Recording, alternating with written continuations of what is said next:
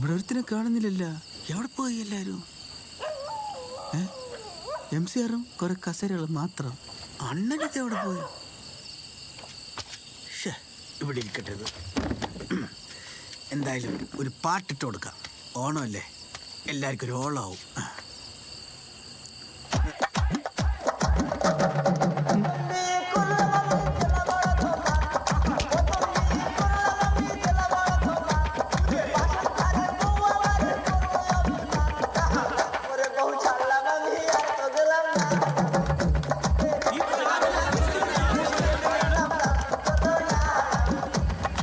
കേരള പോലീസിന് ആകെ മാനക്കേടുണ്ടാക്കിയ, സർക്കാരിനെ മുഴുവൻ പ്രതിസന്ധിയിലാക്കിയ ഈ മോഷണ കേസിലെ പ്രതിയാരെന്ന ചോദ്യം ബാക്കി നിർത്തിക്കൊണ്ട് ഞങ്ങൾ ഒരു ഇടവേളയിലേക്ക് പോകുന്നു. A short break.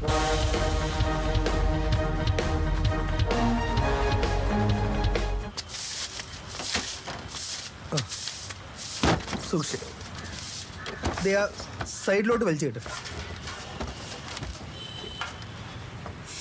എത്ര സന്തോഷമായിട്ട് കാര്യങ്ങൾ നടന്നു പോയിക്കൊണ്ടിരിക്കുമായിരുന്നു. ഇപ്പൊ ഇതൊരു മരണ വീട് പോലായി. അതെ അതെ, ഇന്നലത്തെ ഓവർ ആഘോഷം കണ്ടപ്പോഴേ എനിക്ക് തോന്നി ഇങ്ങനെയെല്ലാം നടക്കുമെന്ന്. അതിന് നീ എന്തോന്ന് കണ്ട്? ബോധമില്ലാതെ ഇവിടെ കിടക്കുമല്ലായിരുന്നോ മിന്നി തിളങ്ങി? ഞാൻ ഏത് മേഖലയിൽ ചെന്നാലും മിന്നി തിളങ്ങുന്നേ ഞങ്ങളുടെ അടുത്ത ജോത്സ്യം പറഞ്ഞിട്ടുണ്ട്. ചേട്ടാ അടങ്ങിയത് പണിയെടുക്കും. എന്നാലും കഷ്ടമായി പോയി സാറേ. ആ പാവം കൊച്ചിന്റെ കല്യാണം അല്ലേ മുടങ്ങിയത്. തുമ്പ് വല്ലതും കിട്ടിയായിരുന്നോ സാറേ?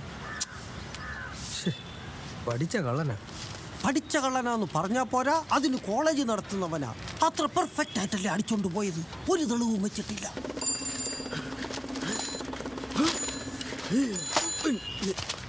ആഹാ, യവനെയൊക്കെ നിലക്ക് നിർത്താൻ ഇവിടെ ആരുമില്ലേ സാറേ? അല്ല, ഞാൻ ആരോട് പറയണല്ലേ. നീ കൂടുതലങ്ങ് വിളയല്ലേ. സാറേ, നമ്മുടെ വാർത്ത ഫ്രണ്ടില് നീ ഒന്ന് വായിക്കടാ, ഞാൻ കണ്ണട ഇട്ടില്ല. തല കുനിച്ച് കേരള പോലീസ്. പാളയത്ത് കേരള പോലീസ് ക്വാർട്ടേഴ്സിൽ ഇന്നലെ രാത്രി നടന്ന ഓണാഘോഷ പരിപാടിയിൽ വൻ മോഷണം. മ്യൂസിക് എസ് ഐ രവികുമാറിന്റെ മ്യൂസിയം എസ് ഐ രവികുമാറിന്റെ മകളുടെ കല്യാണത്തിന് ആവശ്യമായി സൂക്ഷിച്ച സ്വർണവും ആഭ്യന്തരമന്ത്രിയുടെ ഗൺമാനായ സുബൈറിന്റെ തേക്കുമാണ് മോഷണം. അതെ അതെ, തോക്കുമാണ് മോഷണം പോയത്. സുബൈറിനെ അന്വേഷണാത്മകമായി സസ്പെൻഡ് ചെയ്തു. സാറിന്റെ പേരൊക്കെ ഉണ്ടല്ലോ. നീ ഈ പത്രക്കാരുടെ ഒരു കാര്യം, ഏത് പത്ര ഓഫീസിലും നമുക്ക് പരിചയമുള്ള ഒരാളുണ്ടാവും. ഓണാഘോഷ പരിപാടിയുടെ നടത്തിപ്പിന് ചുക്കാൻ പിടിച്ചത് അസോസിയേഷൻ സെക്രട്ടറിയായ പഞ്ചവർണ്ണാക്ഷരം പിള്ള. അതെ അതെ എന്ന ഉദ്യോഗസ്ഥനാണ്. ഇതൊക്കെ പറയേണ്ട വല്ല കാര്യമുണ്ടോ? എല്ലാവർക്കും അറിയാം, നാട്ടുകാർക്ക് മൊത്തം അറിയാവുന്ന കാര്യമാണ്. അസോസിയേഷൻ ചട്ടങ്ങൾ ലംഘിച്ചതിന് പിള്ളക്കെതിരെ കമ്മീഷണർ അലക്സാണ്ടർ ഇടിക്കുള അന്വേഷണത്തിന് ഉത്തരവിട്ടു. അലക്സാണ്ടർ ഇടിക്കുള സാറേ, സാറ് സത്യമായിട്ട് മരിച്ചു പോയതാ തോന്നണ സാറേ.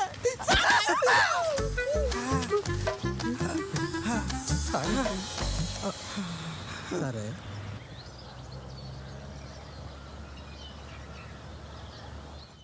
എന്തുവാടാ അവിടെ നോക്കി നിൽക്കുന്നേ? ഒന്നുമില്ലമ്മ. നീ വാപ്പാനെ കണ്ടോ? മുന്നിലിരിപ്പുണ്ടല്ലോ.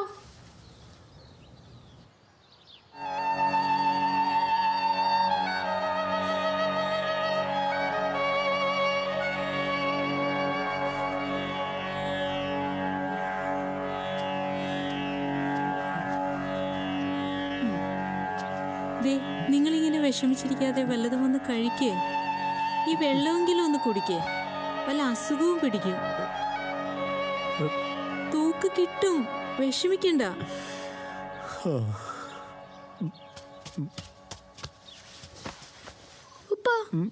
ഉപ്പയ്ക്ക് എന്നെ ജോലിക്ക് പോണ്ടേ?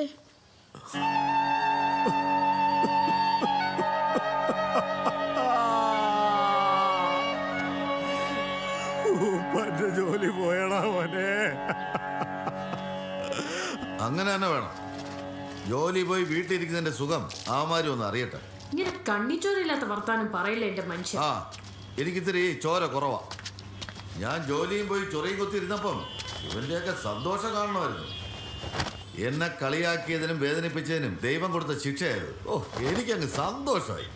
ഒരു കള്ളനെ കൊണ്ട് ഇത്രയും സന്തോഷം കിട്ടുന്നത് ജീവിതത്തിൽ ആദ്യമായിട്ടാണ്. മതി അഹങ്കരിച്ചത്. മറ്റുള്ളവരുടെ ദുഃഖം കണ്ട് സന്തോഷിക്കുന്ന അത്ര നല്ല കാര്യമൊന്നുമല്ല. ഇന്ന് ഞാൻ, നാളെ നീ എന്ന. ഞാനിവിടെ ഉള്ളപ്പോ ഒരു കള്ളനും കയറില്ല. അല്ലെങ്കിൽ ഒരു വീട്ടിൽ എന്തിനാ രണ്ട് കള്ളന്മാരും?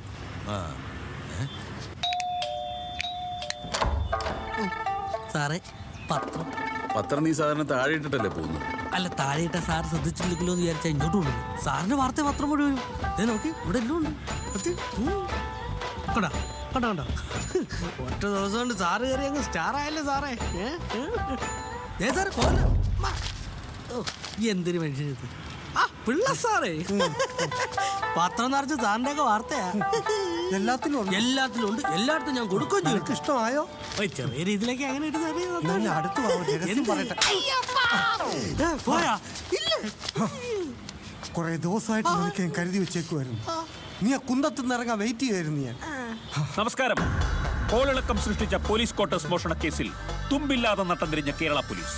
ജനങ്ങളുടെ സുരക്ഷയും സംരക്ഷണവും ഉറപ്പുവരുത്തേണ്ട പോലീസിന്റെ മൂക്കിന് കീഴിൽ നടന്ന ഈ മോഷണത്തിന്റെ പിന്നിലെ വിരുദ്ധനെ കിട്ടാതെ ഇരുട്ടിൽ തപ്പുന്ന പോലീസ് സേന നാടിനാകെ അപമാനമെന്ന് പ്രതിപക്ഷം. നോക്ക്, സർവ്വപത്രങ്ങളിലും എന്റെ അണ്ണാക്കി കുത്തിയിട്ടുള്ള വാർത്തകൾ. പോലീസ് മേധാവിയോടും പിടിയും വലിയും പീഡനവും മാത്രം എഴുതിക്കൊണ്ടിരുന്ന ഈ മഞ്ഞ പത്രങ്ങൾ വരെ ഇപ്പൊ എഴുതി തുടങ്ങിയിട്ടുണ്ട്. അതും പോരാഞ്ഞിട്ട് ഈ വിവരമറിയാൻ വൈകി എന്ന് പറഞ്ഞ പോലീസ് മന്ത്രിയോടും ഒന്ന് പറഞ്ഞുകൊള്ളട്ടെ. ജനങ്ങൾക്ക് പോലീസിലുള്ള വിശ്വാസമാണ് ഇവിടെ തകർന്നുകൊണ്ടിരിക്കുന്നത്. ശിവന്മാരെല്ലാം കൂടി എന്നെ ജീവിക്കാൻ സമ്മതിക്കൂല എന്നാക്കിയിട്ടുണ്ട്. സാർ അതൊക്കെ പത്രം വിറ്റുപോലുള്ള അവരുടെ സ്ഥിരം പരിപാടിയാണ്. അതൊന്നും ഒരു വാർത്തയായി കൂട്ടണ്ട. ഒരു പൊതുപ്രവർത്തകന് അവനെ കുറിച്ച് വരുന്ന ഒരു ചെറിയ വാർത്ത പോലും ശ്രദ്ധിക്കണം. ഇനിയിപ്പോ ഒരു തെറ്റും ചെയ്യാത്തവനാണെങ്കിൽ കൂടി ഒരു ചെറിയ സംശയം ജനത്തിന് തോന്നിയാൽ മതി, അതോടെ തീർന്നു. ഒന്നാമതേ സ്വസ്ഥമായിട്ടൊന്ന് ഭരിക്കാൻ സമ്മതിക്കൂ ഒരുത്തരും, സ്വന്തം മുന്നണിക്കാർ പോലും. അതൊക്കെ തടഞ്ഞും തകർത്തും 18 അളവും പയറ്റി ഒന്ന് പിടിച്ചിരിക്കാൻ ശ്രമിക്കുമ്പോ ഇങ്ങോട്ട് കുത്താൻ വാരിക്കുന്തം കൊണ്ട് അങ്ങോട്ട് കൊടുത്തിരിക്കുകയല്ലേ നിങ്ങൾ അവന്മാരുടെ കയ്യില്. എന്നാ ഞാൻ രാജിവെക്കാം സാർ. താൻ രാജിവെച്ച അതോടെ പ്രശ്നമില്ല, തീരോ? ഈ കഴിഞ്ഞുപോയ കാര്യങ്ങളെ കുറിച്ച് ചിന്തിച്ചിങ്ങനെ സമയം കളയുന്നവനല്ല ഞാൻ. നമുക്കൊരു തെറ്റുപറ്റിയാൽ അതിനെ നമുക്ക് അനുകൂലമാക്കാൻ പറ്റിയില്ലെങ്കിലും എങ്ങനെ പ്രതികൂലമാക്കാതിരിക്കാം എന്ന് ചിന്തിക്കുന്നവനാ ഞാൻ. അതുകൊണ്ട് ആ കള്ളനെ സാറ് തന്നെ പിടിക്കും. സോറി സാർ, അങ്ങനത്തെ ഒരു മാനസികാവസ്ഥയിലല്ല സാർ ഞാൻ. കുറച്ച് സ്വർണം പോയതാണോ അവസ്ഥ? അതോ മോളുടെ കല്യാണം മുടങ്ങിയതോ? അതൊന്നുമല്ല ഇവിടുത്തെ പ്രശ്നം. ഇപ്പോ കേരള പോലീസിന്റെ മാനം പോയിരിക്കുക, എന്റെ മാനം പോയിരിക്കുക. അതാണ് ഇവിടുത്തെ പ്രശ്നം. നിങ്ങൾ കാണുന്നില്ലേ ഇതൊക്കെ? നീയൊക്കെ മറ്റേ പെണ്ണുങ്ങളെ മലയിൽ കയറ്റിയ ഗുണവാ. ഒരു കാലത്ത് നീ ഒന്നും ഗുണം പിടിക്കൂല.